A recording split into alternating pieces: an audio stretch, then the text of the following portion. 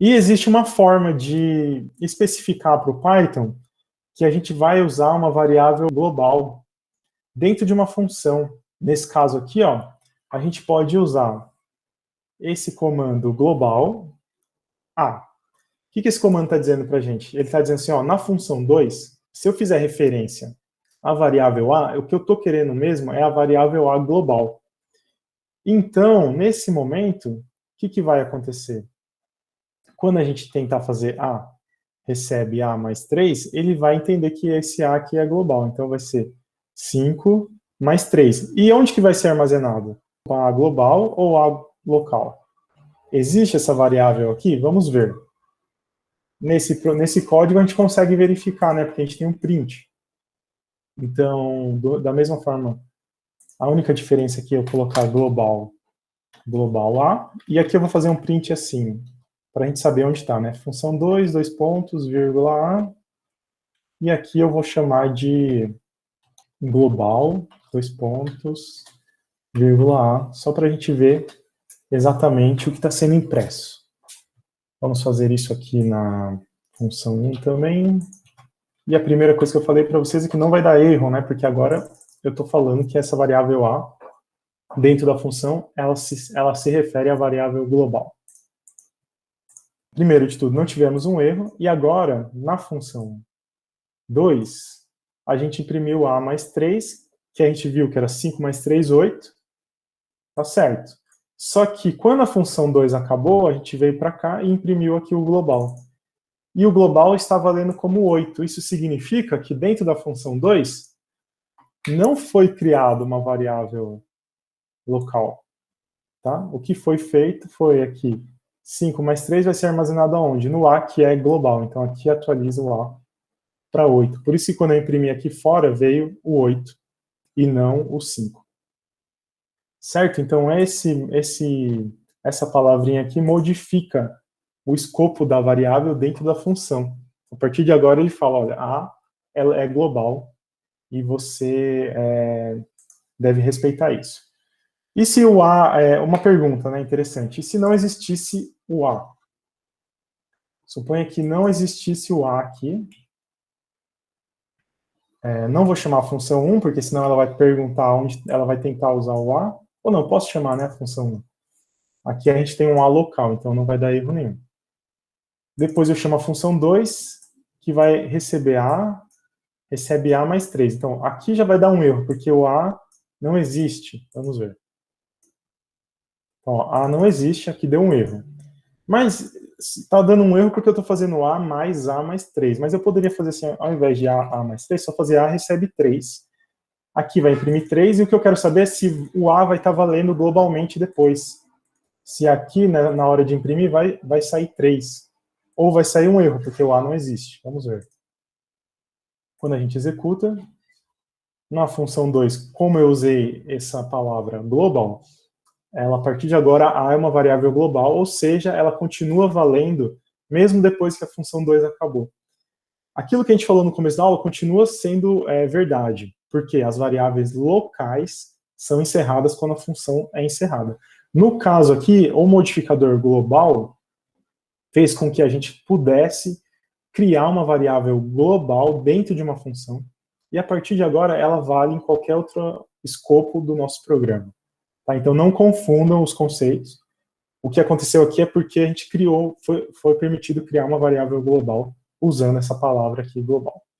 Muito bem, muito bem. E por último, a gente tem aqui mais um exemplo, né? 2 exemplos, na verdade. Então a gente tem aqui mais 2 exemplos para a gente identificar as variáveis globais e locais. Vamos ver, x é uma variável global, mais uma vez, com a outra cor. C é outra variável global. A gente tem 2 definições de funções que vão ser ignoradas. A gente tem a execução da função principal. Quando a gente chega aqui na função principal... só uma observação. Olha que interessante. Isso aqui é o que eu falei que não pode ter nos trabalhos. Você não pode ter esses comandos fora das funções. O único comando é o comando da main. Aqui é para a gente exemplificar, né, o funcionamento.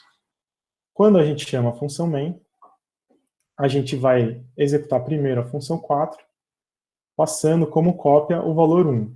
Então, lá na função 4 tem uma variável local com o valor 1. Essa variável chama A. Eu vou colocar aqui local. Em seguida, a gente tem o comando global C. Isso significa que agora eu vou criar, com esse comando aqui, a gente está criando uma variável global. Criando não, né? Se ela não existisse, a gente estaria criando, mas como ela já existe, então esse comando diz que dentro da função, todo C que for mencionado é o C global, ou seja, esse daqui. Tá? Então, C recebe 10 mais A. Qual o valor de A? A é local? Sim, então aqui o valor é 1. 10 mais 1 é 11, vai ser armazenado em C. Como a gente modificou o C para global, o que está sendo feito aqui é alterando o valor global de C para 11. Quando a gente tentar imprimir, o valor de C tem local? Não, é o global, é o 11. E depois A mais X mais C vai ser 5 mais 11 mais 1, que é 17. E esse aqui é o último print que a gente tem. Ah, não, desculpa, aí tem acaba a função, volta aqui para a linha 6 e a gente vai imprimir o valor de C. Como foi modificado globalmente, o valor aqui é 11. Tá? Se a gente executar esse exemplo, o que vai ser? Vai ser 11, 17 e 11, o resultado dos prints. E agora sim, o último exemplo sobre essa parte de escopo. Mais uma vez aqui a variável x, ela é global. Depois, quando a gente chama a função main, vem para a função 4. Ah, não, desculpa, esse aqui é o mesmo exemplo, né? Deixa eu ver, o que muda? Ah, tá. O que muda nesse exemplo é o que a gente já comentou. Quando a gente faz esse global C, ele pergunta, existe C global? Não, então cria para a gente a variável C global, que vai receber 10 mais A. O A foi passado aqui como 1, né? Esqueci de desenhar ele aqui. A é uma variável local com valor 1. Essa daqui é uma variável global. C também é uma variável global. E o valor de C vai ser 10 mais A. A é local? Sim. Qual o valor dela? 1. Então, C é igual a 11. E aí vão vir os prints aqui. C é 11. A mais X mais C é igual a 16. A função encerra, volta para cá. E o valor de C é 11. Então, vejam, não existia C global, mas quando a gente passou pela função 4, passou a existir o C global. E você tem que tomar cuidado com o que a gente também viu esse exemplo, né? Tem que tomar cuidado que mesmo que você use o global C, você ainda não pode fazer esse tipo de coisa, que é atribuir uma variável, o valor que está nela mesmo, mais alguma outra coisa, porque se é a primeira vez que ela está sendo instanciada, não tem valor nenhum nela e o Python indica um erro aqui nessa linha. Conclusões aí sobre variáveis locais e variáveis globais. O uso das variáveis globais, ele deve ser evitado, tá? Porque ele pode ser uma causa comum de erros. Isso porque você vai ter partes distintas do seu código podendo alterar essas variáveis globais, causando, em algumas situações, interdependência entre o código. Porque, além de ficar difícil de enxergar no código qual que é o valor que a variável está acompanhando, pode também, de repente, uma nova função modificar os valores da variável que não poderia ser modificado. Então, pensa que você está desenvolvendo algum programa, chega no final do dia, você termina esse programa, e no outro dia você vai fazer uma nova função, e aí, sem querer, você mexe uma variável global, sem perceber que ela não poderia ser alterada, porque outra função depende desse valor. Então, esse é o tipo de erro que pode acontecer.